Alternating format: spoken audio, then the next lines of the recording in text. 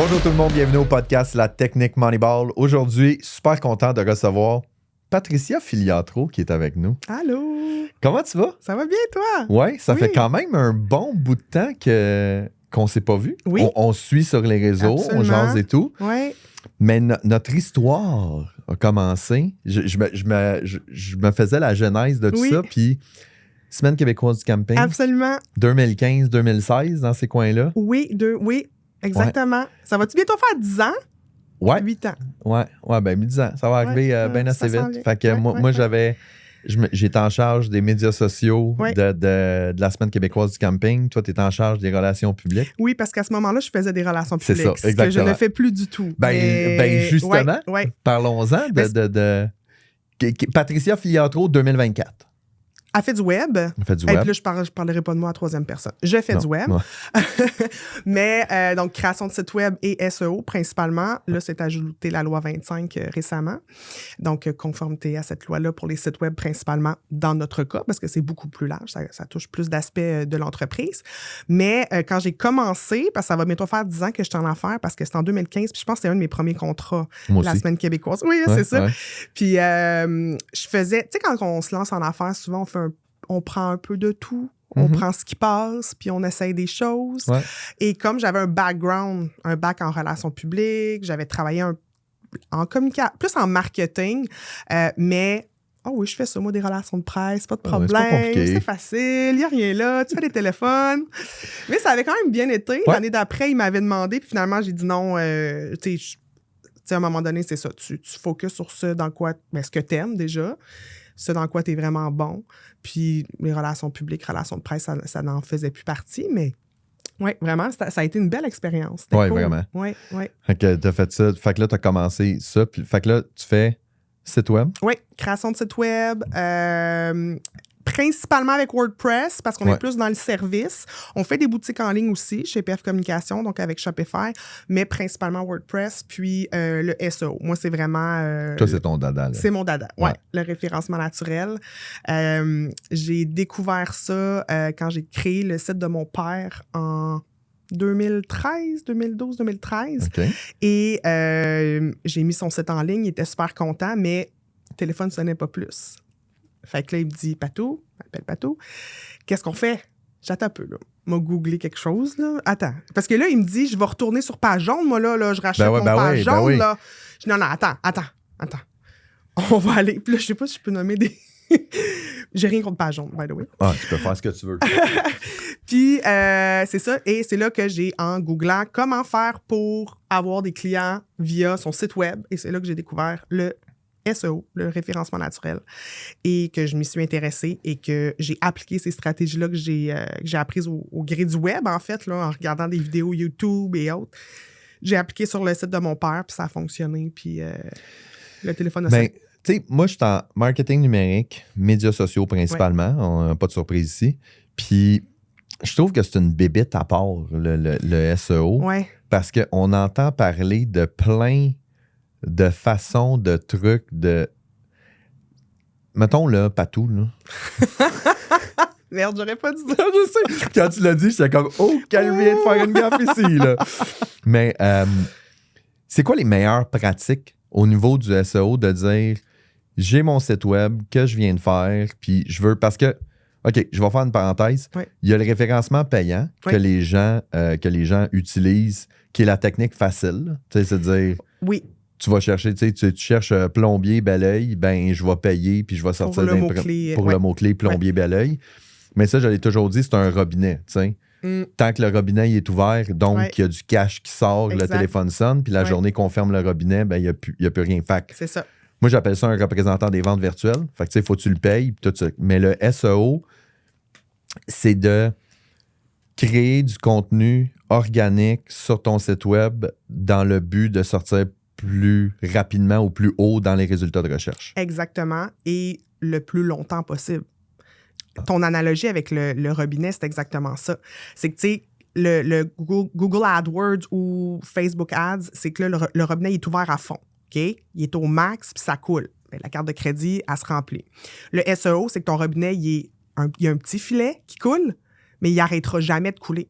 Fait que ta chaudière, tu vas la remplir plus lentement, mais à un moment donné, elle va déborder parce qu'il n'arrête jamais de couler. Je comprends. Donc, puis là, après, je dis ça, c'est sûr, l'algorithme de Google change très souvent. On a vécu avec la dernière mise à jour, je pense que c'était en septembre, des drops assez importantes de... Vraiment. Puis ça, c'est pour tout le monde, là, même ceux qui avaient travaillé leur SEO ou pas. Mais c'est ça, donc c'est pour le long terme. Fait que moi, je dis toujours à mes clients... Mais la différence, je t'arrête là-dessus parce que la différence qui arrive, c'est que si tu fais du SEO payant, puis là, tu as eu une drop, fait que le seul moyen que tu as, c'est de rouvrir le robinet encore plus, exact. Donc d'injecter encore plus de cash. C'est ça. Puis de l'autre côté, si tu avais du SEO organique, ben tu as eu une drop, mais ta chaudière, il y a encore de l'eau dans la chaudière, puis tu peux continuer à la remplir. Absolument. Fait que c'est pour ça que c'est souvent, ce qui va être conseillé, c'est un mix des deux, en fait. C'est pas un est mieux que l'autre. T'sais. Moi, on me demande souvent, j'ai des réseaux sociaux, est-ce que j'ai besoin d'un site web? Oui. C'est pas, ça répond pas aux mêmes besoins. Puis moi, j'en fais pas de réseaux sociaux. Je fais mes propres réseaux sociaux à moi. J'en fais pas pour mes clients. Mais c'est pas parce que j'aime pas ça. C'est juste, c'est pas ma zone de génie. Mais un est pas mieux que l'autre. C'est un écosystème d'outils numériques qui sont à notre disposition, qu'on doit utiliser, qu'on doit bien utiliser avec des professionnels. Et le SEO, moi, ce que j'aime, c'est ça. C'est que il y a une pérennité derrière. Ça dure plus longtemps. Ça prend plus de temps pour avoir des résultats. Peut-être que du Google Ads, mais ça dure plus longtemps. C'est ça, moi, qui m'intéresse au final.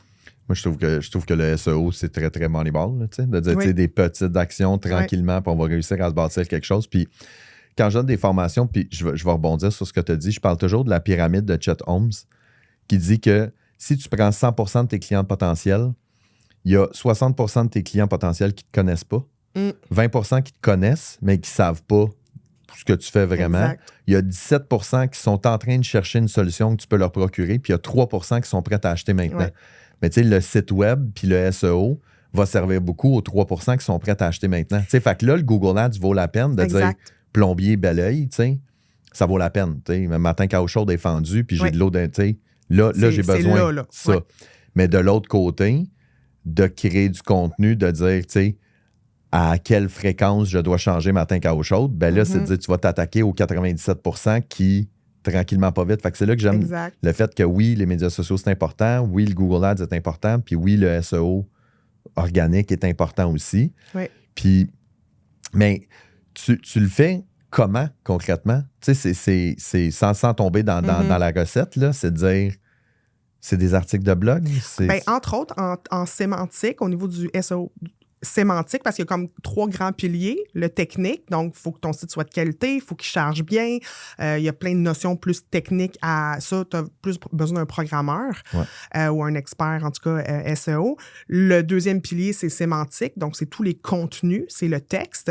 Et le troisième pilier, c'est le backlinking, le netlinking, en fait. C'est d'aller chercher des liens qui vont pointer vers ton site.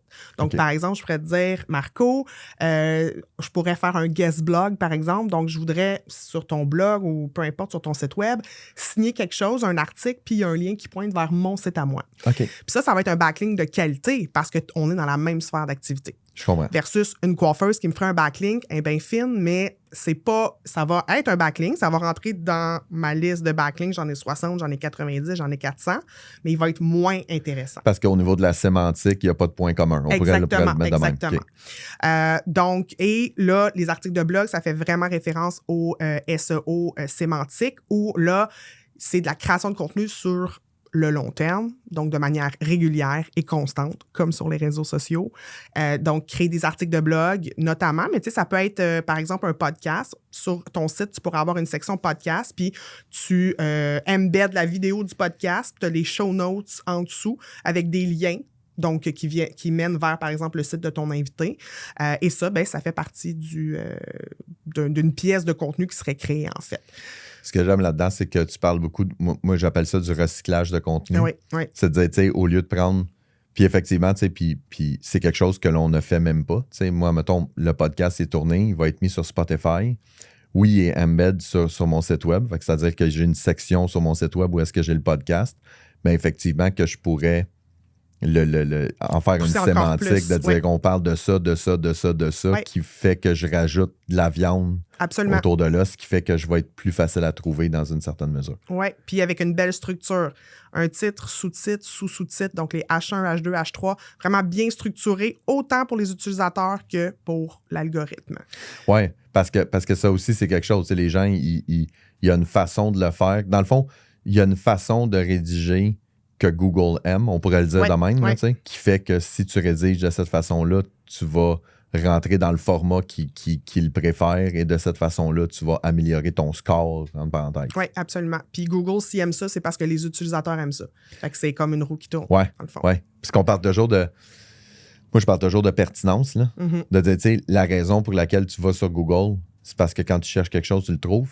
Oui, Fait c'est que- pour ça qu'on y retourne tout le temps. C'est ça. Fait que si quelqu'un cherche formation médias sociaux, exemple, arrive sur mon site, clique et quitte, ben, le message que l'utilisateur vient de dire à Google, c'est de dire quand je fais une recherche formation médias sociaux puis que je vais sur ce site-là, j'ai pas trouvé ce que je cherchais, fait que propose-moi les plus. C'est ça, Ou exactement. moins, ou du moins. c'est Tu sais, ça. je la simplifie, là, Ouais, je ouais, vulgarise. Là, Oui, mais parce c'est- qu'il y a des centaines de critères là, en Ouais. SEO. Là, C'est donc, comme quand j'explique l'algorithme de Facebook. Là, tu sais, exactement. je veux dire, C'est ça.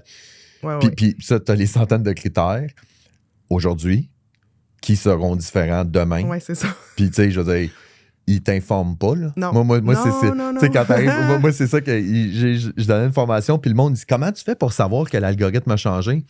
Je dis, Chris, un moment donné, t'es sur Facebook, t'es sur Instagram, tu fais comme Chris, j'ai donc bien plus de portée. Là, tu t'en vas dans un groupe d'experts de communication puis de Ouais. marketing, puis tu dis, hey guys, Qu'est-ce vous qui une se drop de passe? portée, c'est comme ouais, OK, l'algorithme a changé, C'est découvrons maintenant comment. Ouais, ouais. Fait que c'est la même chose pour le SEO. Oui, ben tu sais, ils vont annoncer des mises à jour, mais on ne sait pas qu'est-ce qu'elles vont comporter. Et c'est après, c'est le lendemain ou le surlendemain que tu le sais. Là, tu sais. Ils vont faire Google va annoncer des grandes lignes, des grandes tendances vers quoi ils veulent s'en aller, tu sais, comme avec là, les enjeux d'intelligence artificielle et tout ça. Mais on ne sait pas concrètement ça va être quoi l'effet. Là. Ouais, ben ça, c'est un aspect. C'est un aspect qui, tu sais, moi, je joue beaucoup avec l'intelligence artificielle, bien évidemment, puis il y a Ouais. beaucoup de gens qui le font. Mhm. Est-ce que tu as assez de data pour voir le comportement du SEO avec l'intelligence artificielle? Parce que moi j'avais entendu, je ne sais pas si Ouais. c'est vrai, que tu peux facilement tomber dans la facilité de dire fais-moi des dizaines et des dizaines d'articles de blog intelligence artificielle, Ouais. je vais mettre ça, fait que je Ouais. vais avoir plein de sémantiques. Ouais. De cette façon-là, je vais être plus pertinent, je vais sortir plus dans les résultats de recherche. Est-ce que c'est vrai? Est-ce Il y en que a c'est qui ont faux? fait des tests. Écoute, moi, c'est sûr que je ne conseille pas ça parce que de toute façon, on va parler en marketing de connaître ton persona, d'avoir ta voix unique. Est-ce que là, le robot, est-ce que ChatGPT va exactement avoir ta voix unique? Est-ce qu'il va avoir peut-être des hallucinations dans son contenu? Est-ce qu'il y a des faits qui ne seront pas véridiques? Tu sais, l'humain derrière a quand même encore sa place, puis on l'espère pour un bon bout. Là. oui. Donc, mais non, je pourrais pas te dire vraiment. Puis encore une fois, c'est que de toute façon, c'est pas la quantité nécessairement, c'est plus la qualité. Tu sais, encore comme dans OK. la technique Moneyball où, tu sais, peut-être en faire moins, mais mieux. Ouais. Ben, c'est la même chose en SEO. OK. Fait que, mais c'est sûr que l'intelligence artificielle aide énormément. Sauf que, encore là, ChatGPT n'est pas super bon encore à ce jour pour faire des longs contenus. Donc, des articles de blog, très souvent, ça va être 1000 mots, peut-être même plus, tout dépendant de la sphère d'activité. Et c'est pas... Il y a beaucoup de la redite. T'sais. Fait que si tu génères des articles qui sont un peu répétitifs, que les utilisateurs ne lisent pas vraiment, ben là, on revient au problème. Pertinence. Exactement. OK. Où là, la personne, elle va juste quitter ton site, elle va faire comme, qu'est-ce que je suis en train de lire là? T'sais? Ben, tu sais, moi, ce que j'ai réalisé de l'intelligence artificielle, puis c'est le fun parce que j'ai une experte avec nous, l'experte partout, qui va pouvoir. Bon, l'intelligence artificielle quand même, là. Mais j'aimerais ça parce que moi, j'enseigne une façon de faire. Tu sais, j'explique aux gens comment faire des articles avec l'intelligence artificielle. Oui. Mais quand ils font l'article avec l'intelligence artificielle, souvent, je l'ai vu, tu sais, on va parler de ChatGPT, c'est introduction, point 1, 2, 3, 4, 5, conclusion, Oui. c'est du small talk. L'exemple que je donne tout le temps, c'est de dire peux-tu me faire un article de blog pour donner des trucs aux gens pour perdre du poids? Ben là, ça va être 1, bois de l'eau, 2, fais de l'exercice, 3, réduis tes portions. Tu sais, il n'y a rien de Y a pas de scientifique matière. là-dedans, il n'y a rien pantoute. Oui. Fait que ça, c'est une approche que je ne trippe pas tant. OK? Parce que je trouve pas, comme tu dis, tu n'as pas de voix unique, tu n'as pas d'expertise. Cependant, moi, je l'utilise de façon à ce que je vais lui demander Trouve-moi, tu sais, voici, je veux faire un article de blog sur ça. Trouve-moi, tu sais, propose-moi des titres optimisés SEO. Oui. Fait que là, il me propose un titre. Après ça, je dis, basé sur le titre, sors-moi des mots-clés SEO. Il me sort une vingtaine de mots-clés. Et après ça, puis ça revient à ce que tu disais tantôt, je lui dis, fais-moi un plan d'écriture H1, H2, H3. Voilà. C'est exactement ça. OK. Absolument. Fait qu'il me donne le contenant. Et là, moi, je dois mettre le contenu. Fait qu'il faut que je mette mon cerveau dedans. J'ai pas le choix. Mais il peut te le rédiger aussi, mais tu lui donnes de la matière. Mais ça, c'est la meilleure méthode. Et même, je dirais, par rapport au contenu, par rapport à la structure, tu sais, H1, H2, H3, de revalider tes mots-clés aussi qui doivent être présents dans à ces différents endroits-là dans ton contenu. Valide-les sur d'autres plateformes pour voir si les volumes de recherche sont vraiment intéressants. Parce que, tu sais, on ne sait pas, là. ChatGPT, Est-ce que vraiment, il t'a sorti des mots-clés? Est-ce que c'est vraiment ces mots-clés-là que les gens cherchent? Ça serait quoi comme application que je pourrais utiliser? Il y en existe plusieurs. Il y a le fameux SEMrush. Ouais. Il y a Search Atlas qui est récemment sur le marché, qui est vraiment intéressant. Il y a Mangools aussi. Puis souvent, ces outils-là, ils ont un essai gratuit. Ouais. Donc, avec une adresse courriel. Fait que si t'es bien motivé, tu peux avoir plusieurs adresses courriel. Puis faire un 5 essais, par exemple, pour voir c'est quoi le volume de recherche. Sinon, via Google, si tu fais du Google Ads ou même si tu as un compte Google Ads qui est inactif, il y a le Keyword Planner, mais qui a changé de nom, je ne me souviens plus. Mais ça aussi. OK. Je vais juste le décortiquer pour les auditeurs, là, parce que on peut facilement commencer à parler chinois, toi et moi. C'est que dans le fond, quand que je lui demande les mots optimisés SEO, ChatGPT va me sortir, exemple, 20 mots qui dit, nous autres, ChatGPT pense que ces 20 mots-là sont des mots qui sont très recherchés dans la sphère d'activité que tu es. Toi, ce que tu dis, c'est amène ça plus loin, c'est prends ces 20 mots-là, puis va dans un Keyword Planner de Google Ads ou un SEMrush et dis, tu mets ces mots-clés-là, et là, ils vont être capables de dire, exemple, je sais pas moi, marketing numérique, je vais mettre le mot-clé, et là, ils vont me dire, ce mot-clé-là a été cherché tant de milliers de fois. Oui. Puis encore une fois, au Québec, parce que je veux dire, si c'est au Bangladesh, c'est moins pertinent. C'est ça, a été cherché tant de fois au Québec. Et là, à partir de ce moment-là, je suis capable de dire, ben, si ces 10 mots-clés-là sont cherchés plusieurs milliers de fois, ben, plus je vais les mettre dans mes textes, plus j'ai de chances de sortir d'un résultat de recherche. Suroptimiser, parce que ça, c'est un danger aussi de suroptimiser et d'en mettre trop. Okay. Et des outils comme Search Atlas, SEMrush et autres vont te permettre d'analyser ton texte pour voir est-ce qu'il est suroptimisé. Est-ce que j'en ai trop fait, justement, pour que Google peut-être fasse comme OK, là, enlève une bûche, là, c'est un peu intense. Enlève une bûche. J'adore ça. Fait que, donc, ces outils-là permettent ça, puis aussi permettent d'avoir des tendances, de savoir dans l'année. Tu sais, moi, je prends souvent une esthéticienne. C'est pas en plein mois de juillet que le mot épilation laser sort le plus parce qu'habituellement, tu sais que si tu fais du laser, tu n'es pas supposé t'exposer au soleil. Mais le mot épilation laser, ouais, tu sais ça, hein? Toi, Marco, tu es vraiment un fan d'épilation laser. Peux-tu faire? On va censurer.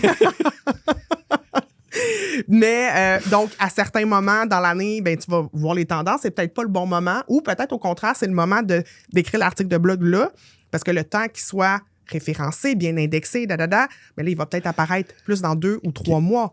Fait qu'il y a beaucoup, beaucoup, beaucoup de critères, beaucoup de choses à considérer. Puis ça, c'est une autre affaire, c'est de dire, tu sais, tu l'as dit, ça prend du temps, là. Oui. Tu sais, je veux dire, c'est... Puis l'autre chose que je trouve intéressant, puis moi, j'en profite parce que c'est pas, comme je te dis, tu as dit ta zone de génie, c'est pas ma zone de génie pantoute. Ben, t'es quand même pas pire. Là. Ben, tu sais, c'est pas du génie, là, merci. Non, mais c'est cohérent. Je comprends la base, mais si je commence une nouvelle entreprise, je fais un nouveau site web, nouveau nom de domaine, inévitablement, j'ai pas d'historique. Exact. Fait que peu importe ce qui va arriver, ben ça va être plus difficile pour moi de sortir parce que je dois avoir un historique. Il faut que le temps passe. Exactement. Puis depuis plus de temps, tu as ton nom de domaine. Puis c'est pour ça, des fois, j'ai des clients qui veulent changer de nom de domaine, puis je leur demande pourquoi.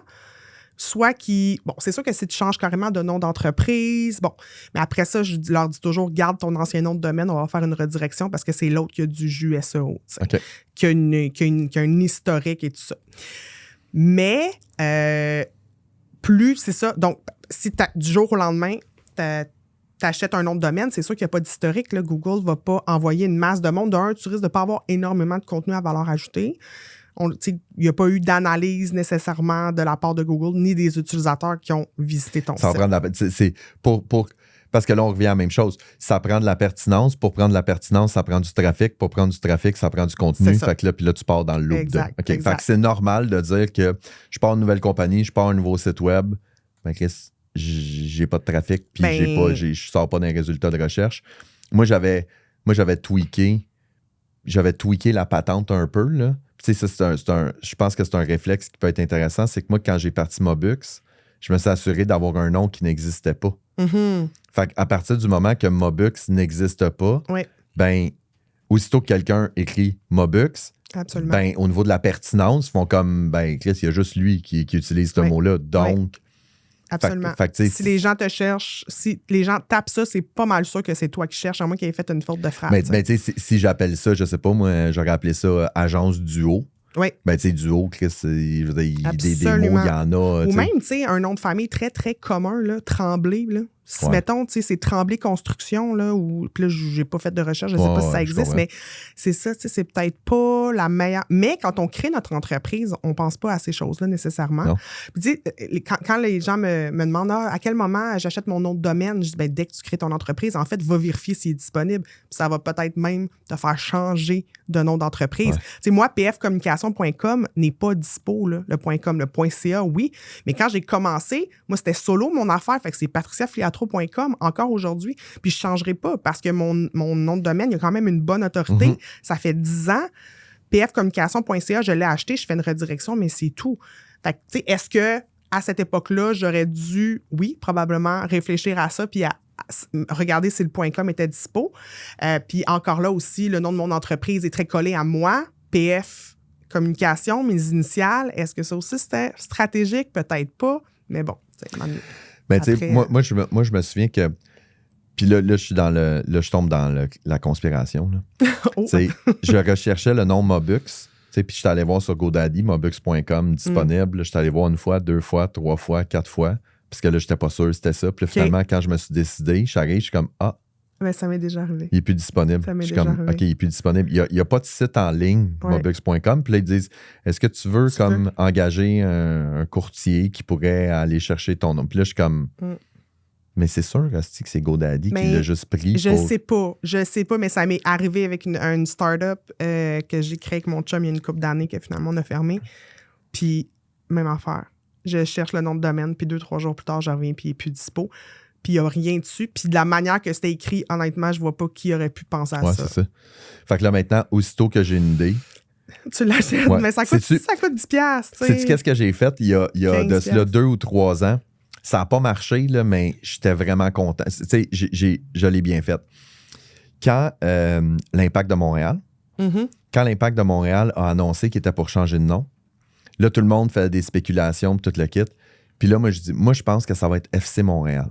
C'est Football Club Montréal. Ouais. Fait que j'ai réservé fcmontréal.com, fcmontréal.ca, puis je me suis dit, moi, je pogne tout. Fait que la journée qui arrive, puis qui dit c'est ça le nom du club, puis là, ils voient, s'il y a quelqu'un qui a le nom de domaine, c'est comme, viens-ten, on va négocier. Ouais. Les billets de saison, puis on s'arrange, puis ça va bien.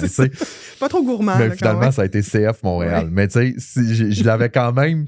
T'étais proche. J'étais pas loin, tu sais. Mais fait que là, d'où l'importance de réserver ton nom de domaine tout le temps. Ouais. J'ai une autre question pour toi, parce que là, tu sais, finalement, j'en profite. Là. Je vais chercher ton expertise et tout. Moi, j'ai le site, exemple, Agence Mobux, où est-ce qu'on a le service d'agence, formation, coaching, stratégie et tout. Et j'ai aussi mon site Marco Bérubé. Et qu'est-ce qui se passe si sur le site de Marco Bérubé, j'ai un article de blog et sur le site de Agence Mobux, j'ai le même article de blog? Ça, c'est pénalisé. Oui. Genre. Très mauvaise idée. Par. OK. À moins qu'il y en ait un des deux que tu désindexes, en fait, que tu rends invisible aux yeux de Google parce que tu veux juste qu'il soit sur ton site pour, si un utilisateur navigue sur ton site puis le voit, le lit, mais qui ne viendrait pas nécessairement via une visite de Google. Mais non, ça, c'est du contenu dupliqué. C'est non. Je te tape sur les doigts. OK, parfait. Non, mais je t'ai pas dit que je l'ai fait. Là. Si tu le fais, je te tape. Si tu l'avais fait. Bon.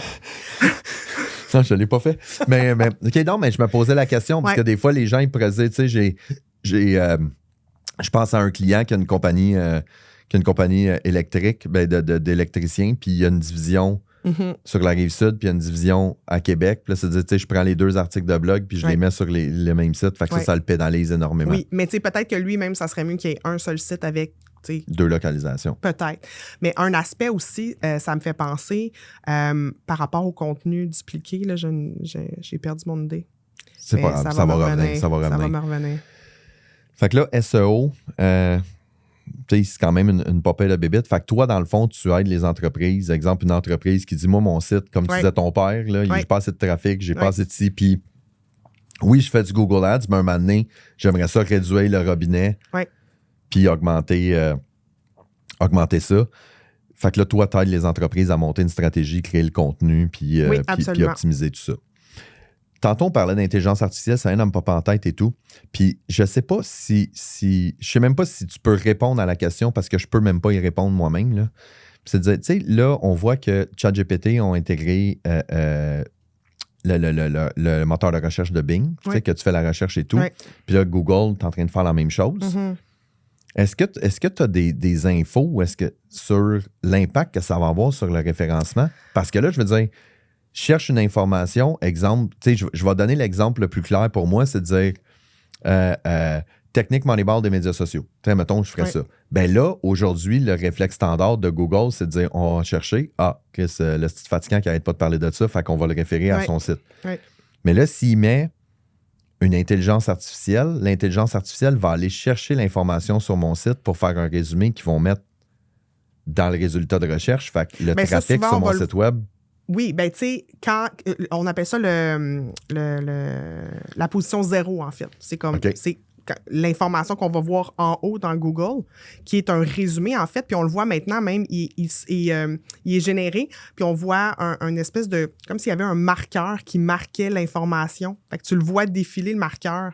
Je l'ai fait ce matin, là, puis tu le vois tout de suite. Fait que tu n'as même pas besoin de cliquer sur le lien pour avoir accès à l'info. Mais c'est pas nécessairement lié à l'intelligence artificielle. Je suis vraiment pas une experte, fait que je pourrais pas te dire, mais ce qu'on sait, c'est que Google a vraiment raté son entrée dans l'intelligence artificielle. Là. C'est rare qu'ils ratent des affaires, mais ça... raté big time. Oui, fait que ils se sont complètement fait couper l'herbe sous le pied. Qu'est-ce qui s'en vient? Là, ils ont Gemini qui s'intègre aux outils. Qu'est-ce qui s'en vient? Je t'avoue que à suivre. Là. Mais il va y avoir quand même une grosse... Il va y avoir, tu sais, eux autres, de leur côté... Parce que, tu sais, avant, tu faisais une recherche, je vais te donner l'exemple, je sais pas moi, je faisais une recherche sur Google où est-ce que je voulais trouver des REER. Ben là, inévitablement, je mets les REER, les premiers résultats de recherche, c'est de la pub payante. Puis c'est, je veux dire, 90% des revenus de Google, c'est ça, là. Puis là, quand l'intelligence artificielle va être intégrée, ben c'est de dire, ils vont me donner une réponse déjà toute faite qu'ils vont aller chercher sur tous les sites. Ben quand c'est une possibilité d'avoir une réponse claire, quand tu poses une question claire, tu sais, en quelle année est née telle personne ou combien mesure telle personne ou quel âge a telle personne. Mais, tu sais, des REER, c'est quand même complexe, là. Fait qu'il va encore avoir la pub. Il faut quand même que tu aies... Ils vont trouver un moyen, c'est sûr que certain, c'est sûr sinon que c'est la fin de leur modèle d'affaires. Oui, ça n'a pas de... Ouais. Fait que... Là, tu m'as parlé de WordPress, SEO et tout ça, puis en début, tu as commencé à parler de la loi C25. La loi 25, pas C25, 25. Okay. Ouais. Non, mais c'est parce que C, ça fait référence à Canada, puis c'est une loi québécoise. Fait que c'est la loi 25. Donc, la loi 25. Et là, je dois le dire, je ne suis pas avocate. OK. Je ne suis pas avocate. Disclaimer, on peut le mettre dans le bas. Hein? Tout ce qui est dit ici ne peut pas être pris comme étant un avis juridique. Exact. Précis. De toute façon, un avocat ne pourrait pas faire des avis juridiques comme ça, mais je n'en suis pas une de toute façon. Mais je me suis quand même intéressée à la loi 25 parce que les sites web, c'est une grosse partie. La loi 25, ce n'est pas que les sites web, c'est au sein des entreprises d'avoir une saine gouvernance des données qui sont récoltées, autant auprès des employés que des bénévoles, que des clients. Puis on s'entend que le site web, il en récolte en maudit du data. Ouais. Donc, c'est pour ça que vraiment, je me suis intéressée puis que j'ai intégré ce nouveau service-là à l'agence parce que c'était un besoin. Puis c'était surtout une belle opportunité d'affaires, je ne le cacherai pas. Oui, c'est ça. On va en reparler tantôt. Ouais. Là, mais fait que la loi 25, c'est une obligation de toutes les entreprises. Puis ça, le monde, la majorité des gens sont même pas au courant. Ça veut dire que si tu as, puis je vais te donner l'exemple ultime, j'ai un salon de coiffeur, tu parlais de ça, j'ai un salon de coiffeur chez nous, Puis j'ai des gens qui prennent des rendez-vous en ligne. Oui. Fait qu'ils laissent leur nom, leur numéro de téléphone, leur courriel et tout ça. Je me dois de mettre une procédure en place pour récolter ces données-là, stocker ces données-là, puis après un certain temps, les supprimer. Exactement. Je dis, tabarnouche. Ah, puis puis là, tu t'as tellement donné un bon exemple de quelqu'un qui travaille de la maison, tu sais, tu fais ta petite business, tu sais, t'en as juste assez pour vivre, là, t'es pas millionnaire, là, tu sais, tu fais tes affaires, puis la loi 25 arrive, puis t'as pas d'aide, là. Honnêtement, là, tu vas sur le site du gouvernement, là, puis pour vrai, entre ça puis rien mettre, ils ont vraiment pas aidé les entrepreneurs.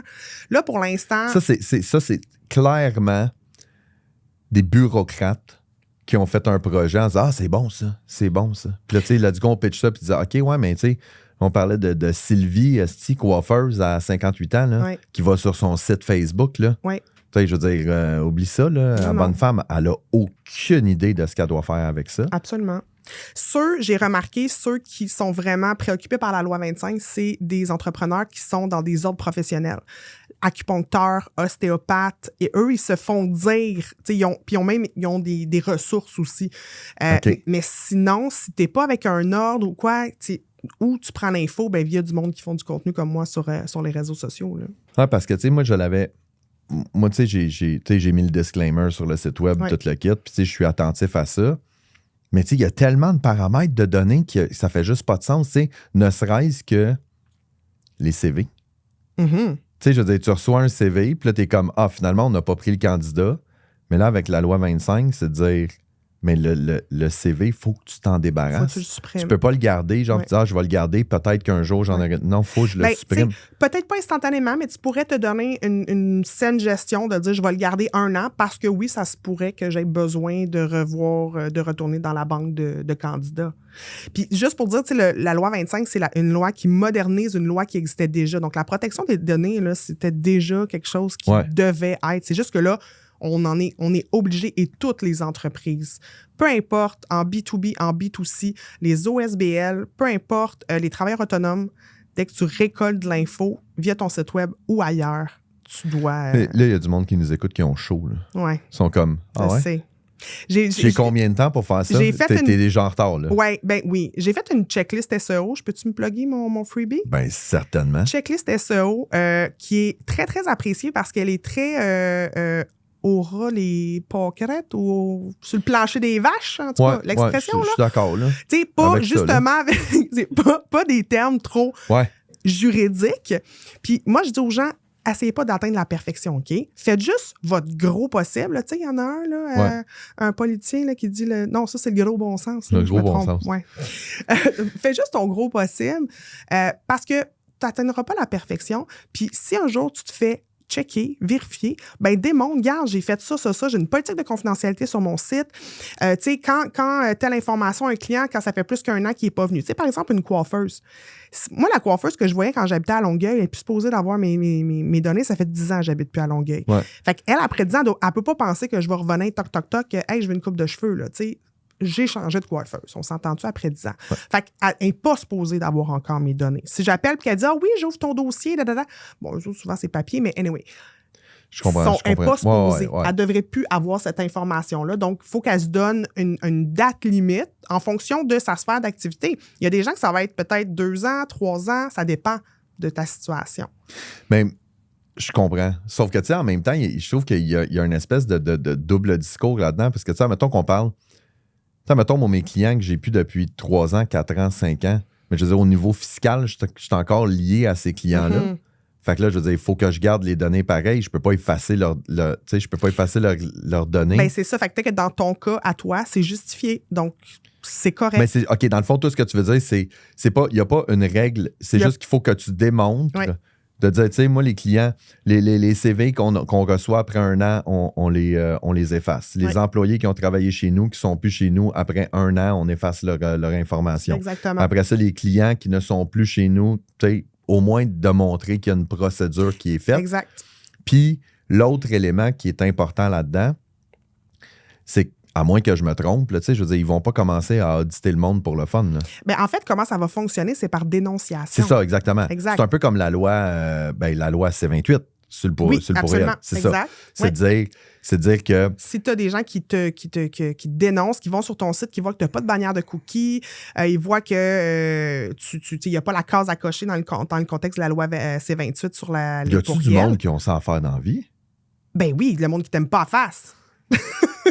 Non, mais tu sais, moi, c'est ça, je dis, t'as-tu des ennemis? T'as-tu des ennemis? Ils vont tous checker. S'ils n'ont rien d'autre à faire, oui, ça se peut. Ouais. Ça se peut, Oui, mais... puis effectivement, que, tu sais, dans une conscience de protection des données, de moi, mettons, me faire envoyer un courriel de sollicitation par une entreprise que ça fait 5 ans que j'ai pas fait affaire avec eux autres, c'est comme, OK, garde un moment donné, tu sais, laisse-moi tranquille, là, tu sais. Fait que oui, effectivement, mais c'est par dénonciation. Fait que si tu fais une utilisation diligente de tout ça, que tu as des manuels de procédure et tout ça, ben, au moins, comme tu dis, tu fais ton gros possible. Tu limites au minimum les risques qu'il se passe quelque chose. Puis tu sais, tu dis manuel de procédure. Moi, je dis aux gens, puis ma checklist, première affaire, je dis ouvre sur ton Google Drive un dossier qui s'appelle le nom de ton entreprise. Fait que mettons PF Communication-Loi 25. Puis là-dedans, tu mets tout.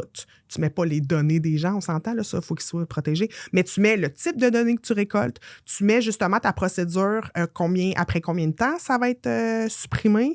Puis tu sais, on s'entend ultimement, ils vont-tu aller regarder dans ta boîte courriel, ils vont-tu aller regarder dans ta corbeille, puis sur... Tu sais, mais si tu montres patte blanche, tu dis, garde, moi, je les ai, mes procédures, puis tu mets tout au même endroit dans un dossier sur Google Drive avec ta politique de confidentialité, ta politique de cookies, parce que pourquoi moi, je me suis beaucoup intéressée à la loi 25, c'est par rapport aux cookies sur un site web. Mais ça, tu peux-tu, encore une fois, pour l'auditeur qui dit c'est quoi ça, ces cookies, c'est quoi la politique de confidentialité, puis c'est quoi à chaque fois, Chris, que j'arrive sur un site web, il y a tout le temps une fenêtre qui me pop. Absolument. Ça, puis tu sais, la fenêtre qui pop, là, ça fait longtemps en Europe, en France, avec le RGPD. Je sais pas si tu as déjà. Tu voyages, tu vas en France, puis c'était déjà le cas, là. Eux autres, c'est depuis 2018.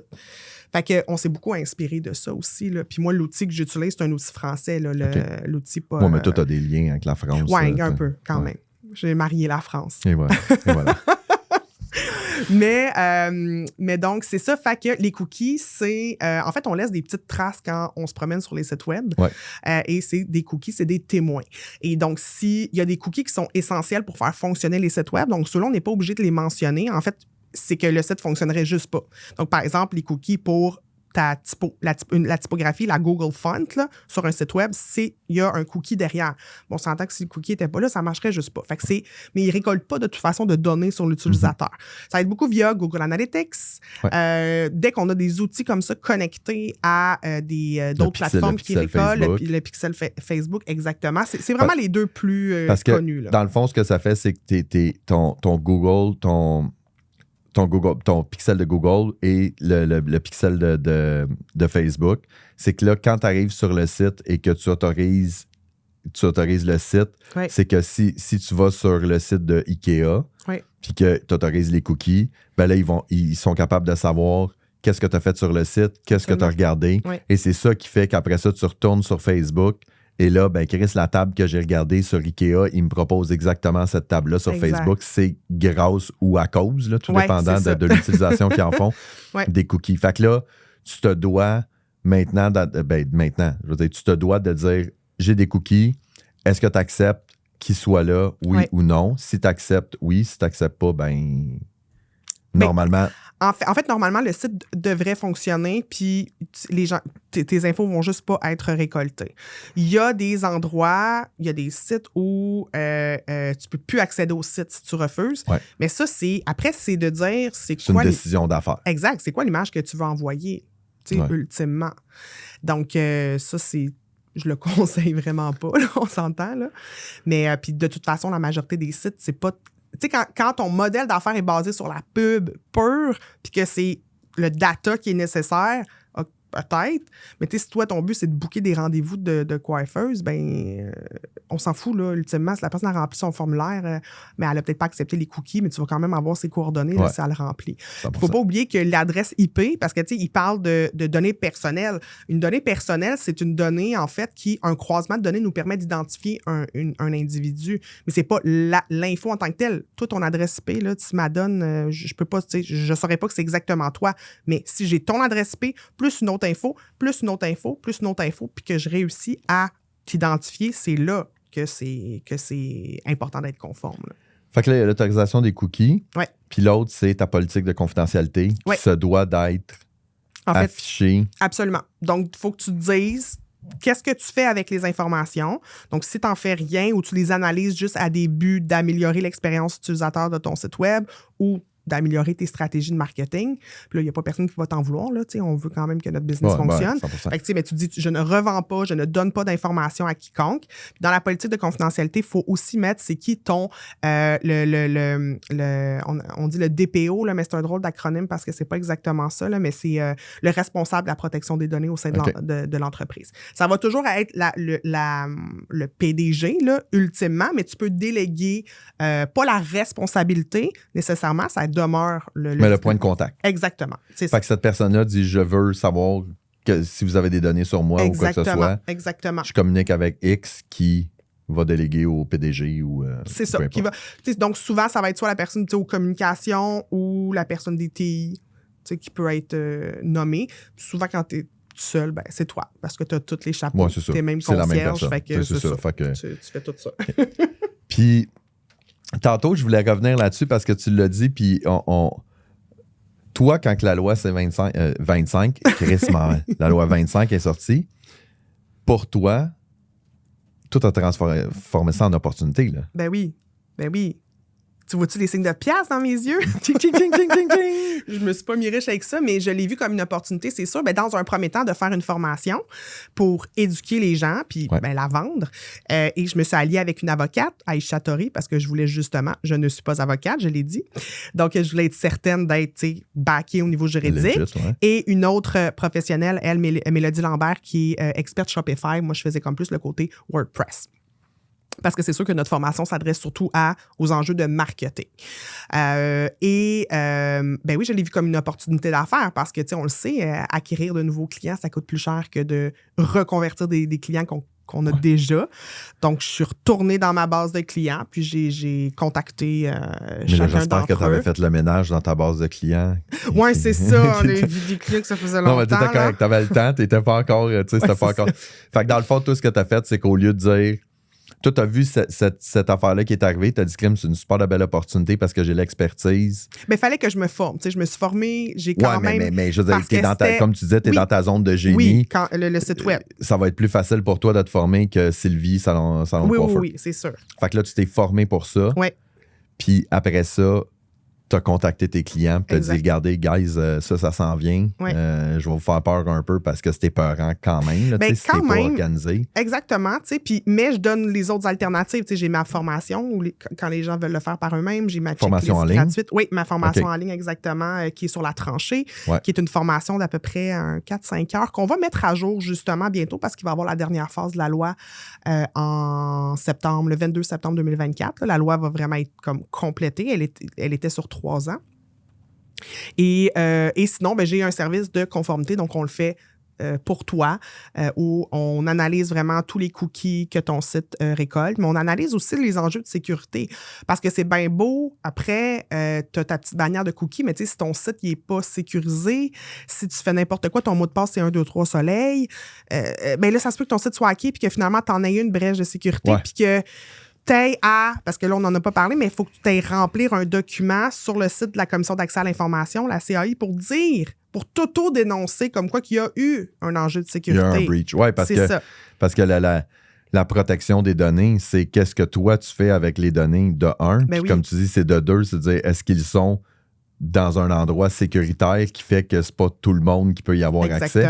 Puis là, ce que tu dis, c'est que si jamais moi, j'arrive et je dis hey, j'ai un breach, puis tous mes CV de la dernière année ont été volés, je dois aller sur le site de la loi 25 et dire hey guys, je me suis fait voler tous mes CV. C'est à toi à déterminer. Il y a différents critères, là, mais est-ce que ça vaut la peine d'être mentionné? Dans ce cas-ci, des CV, moi, je dirais oui, ça vaut vraiment, c'est vraiment important. Tu as le nom, le numéro de téléphone, exactement. Le CV. C'est l'historique de la personne, sa date de naissance, peut-être. Ouais. Non, c'est très... Moi, je demande en plus les numéros d'assurance sociale. Oui, c'est ça, il faut que ça soit sur le CV. C'est le gars. Puis justement, ça en est une chose, ça, de ne pas, si vous récoltez des infos qui vous dites, m'en prendre plus que pas assez, au cas où j'en ai besoin, là, ça, la loi 25, elle vient dire non. Non, tu récoltes juste l'info dont tu as besoin. Si tu en as besoin de plus, tu leur demanderas plus tard. Mais si j'ai pas besoin de ta date de naissance, là, pour que tu t'inscrives à mon infolette ou à quelque chose, ben j'ai pas d'affaire à te la demander, là, tu sais. 100%. Fait que ça aussi, c'est est-ce que vous récoltez des informations qui sont vraiment nécessaires à l'exercice de la mission de l'entreprise, mais même de la mission de mettons, un formulaire, une infolette, donc de cet élément-là. Ouais. Fait que ça aussi, c'est Ouais, d'arriver puis de dire, plusieurs niveaux. je loue des condos, puis je te demande ta date de naissance, aucune pertinence. Exactement. Je veux dire, Exact. si ton nom, ton numéro de téléphone, puis Ouais. quel type d'appartement Ouais. tu cherches, c'est assez comme information Absolument. pour commencer. Ouais. Puis la journée que tu veux louer, là, je te demanderai ta date de naissance, ton enquête Exact. de crédit, puis la titre. C'est Mais ça. là, on est rendu dans un processus transactionnel, puis Exact, pas juste dans c'est de la ça. récolte de données. OK. Puis, tu sais, récemment, je suis allée dans un spa, je ne vais pas le nommer, mais évidemment, tu donnes tes informations, c'est correct. Mais il y avait un papier à signer comme quoi qu'on disait, tu sais, comme, je pense, par rapport à rester silencieux dans l'environnement du spa et tout ça. Puis, il demandait l'adresse courriel. Puis Ouais. j'ai fait comme non. Moi, j'écris pas mon adresse courriel sur un papier qu'il y a à peu près 10-15 personnes après qui vont passer puis qui vont écrire la leur en dessous puis qui pourraient prendre une photo. Je sais lequel c'est pas. Oui, bon, c'est ça. OK, parfait. OK. Fait que, tu sais, ça n'a pas de sens. Ouais. Ça ne devrait pas exister. Je suis d'accord. C'est pas du tout. C'est pas. Ben, de un, moi, je voyais pas l'intérêt. C'est pour m'inscrire à quelque chose, tu n'as pas le droit. Puis de deux, c'est pas sécurisé du tout. Là. N'importe qui pourrait partir avec le pad. Puis là, tu vas me dire, c'est des adresses courriel. Oui, mais ça a une valeur. Mais quand on parle de protection des données, tu sais, c'est niaiseux, mais je m'en vais au spa, tu t'en vas au spa, t'es en avant de moi, tu signes la chose, je fais comme Chris, c'était cute, cette fille-là, ben j'ai son adresse courriel qui est là, je le prends, puis je peux commencer à te stalker. Tu sais, on le met dans le site, mais je veux dire, c'est ça pareil. Absolument. L'information est disponible là. C'est vraiment aussi de prendre conscience. Parce que, tu sais. J'ai jamais fait ça, by the way. Non, je veux juste spécifier, là, OK, juste. OK. Tu ferais jamais ça. Mais non. Je t'ai juste surveillé par la police. Non, c'est pas Mais non, c'est ça. Donc, faites attention à ça. Fait que si vous faites tous ces petits efforts-là au quotidien puis que vous les documentez, que vous faites une procédure, dites, moi, je fais ça, vous allez être correct. Là. Mais ce que j'aime, c'est tantôt, tu as parlé de faire ton gros possible. Oui. Puis je pense que c'est d'y aller avec le gros bon sens. Oui, bon, voilà, tu vois. Fait que, on le ramène, là. C'est de dire, est-ce que tu trouves ça logique de dire, tu sais, puis de te poser la question inverse, de dire, si tu demandes à tes clients de mettre leur adresse courriel sur un papier, là, toi, est-ce que tu laisserais ton adresse courriel là? La réponse, c'est non. Ben, Chris, demande-les pas. Oui, absolument. Tout simplement. Tu sais, ça coûte cher récolter des adresses courriels. Là. On fait Ben des freebies, oui. on fait des outils pour récolter des adresses dans un contexte de email marketing. On paye 2, 3, 4, 5 piastres l'adresse courriel, dépendant. Non, pas vrai que moi, tu vas l'avoir gratis. Là. Oui, c'est ça. Je vais pas laisser ça à tout vent. En plus, là. tu payes. Tu t'en vas là-bas, tu payes pour un service, puis en plus, je te laisse mon adresse courriel. À un moment donné, il y a une limite. Là. Moi, ce que j'ai aimé beaucoup dans ce que tu as dit à propos de la loi 25, je vais la voir si sans fin. Puis c'est que toi, tu es allé sur deux angles. Tu as fait, je vais faire une formation. Oui.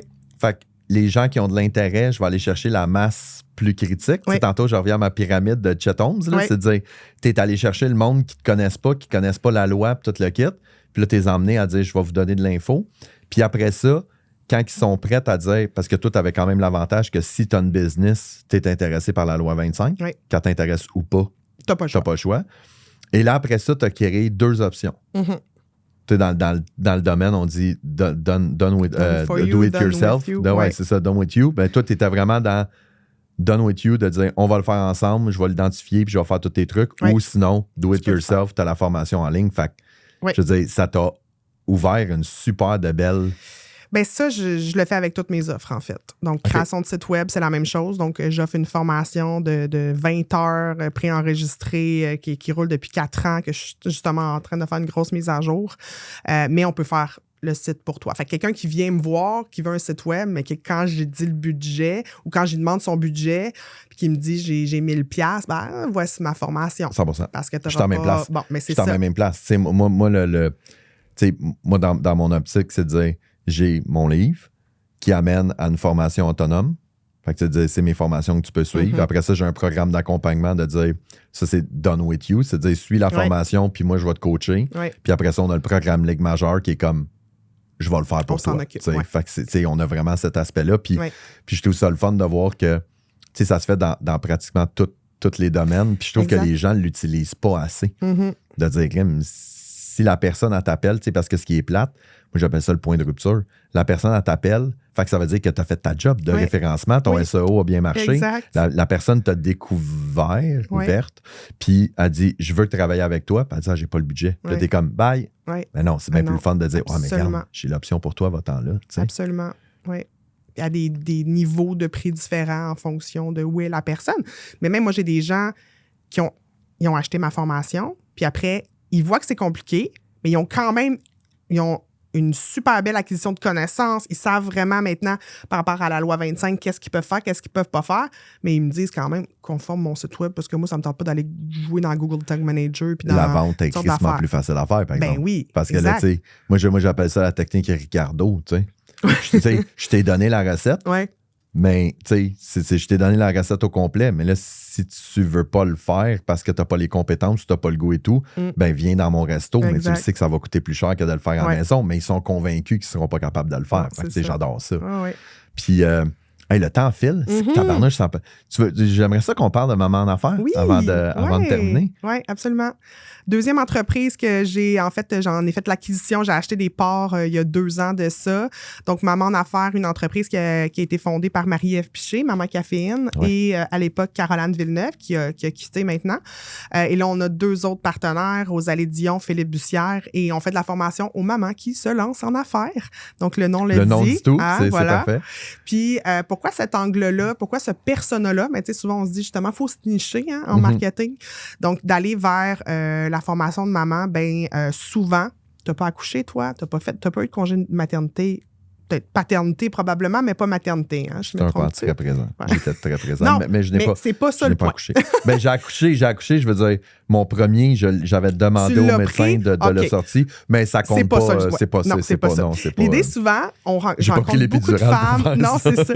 Mais je rencontre beaucoup de femmes qui, après leur congé de maternité, ne veulent pas retourner à l'heure 9 à 5 au centre-ville, pogner dans le métro, pogner dans le REM qui marche pas une fois sur 2, puis qui se disent, me semble, j'ai des compétences, j'ai des capacités, je serais capable de me lancer. Mais évidemment, on le sait, l'entrepreneuriat, c'est une jungle. Il y a tellement d'aspects, de sujets à maîtriser. Donc, nous, on essaie de couvrir le plus possible, mais on reçoit beaucoup d'experts invités dans le programme Maman en affaires.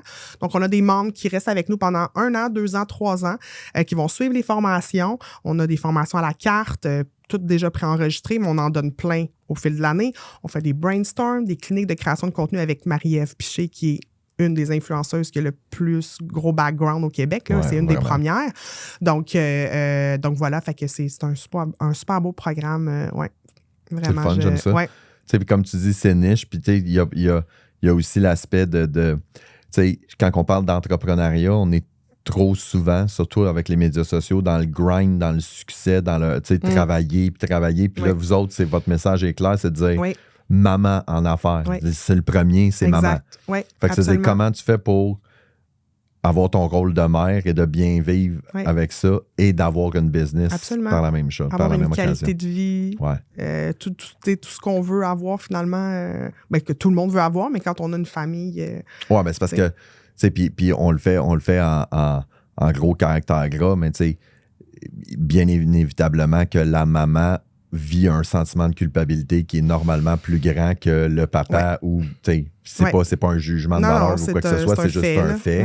C'est-à-dire que la maman, elle veut partir sa business, mais elle a la responsabilité majoritaire de son enfant et tout pour la plupart des cas. Puis, tu fais quand je fais attention, là, je veux pas me faire poivrer. Non, mais je suis tellement d'accord. Moi, mon chum, il est ultra présent. Mais ce matin, avant de venir, j'allais chez le dentiste avec ma fille, elle avait sa première carie.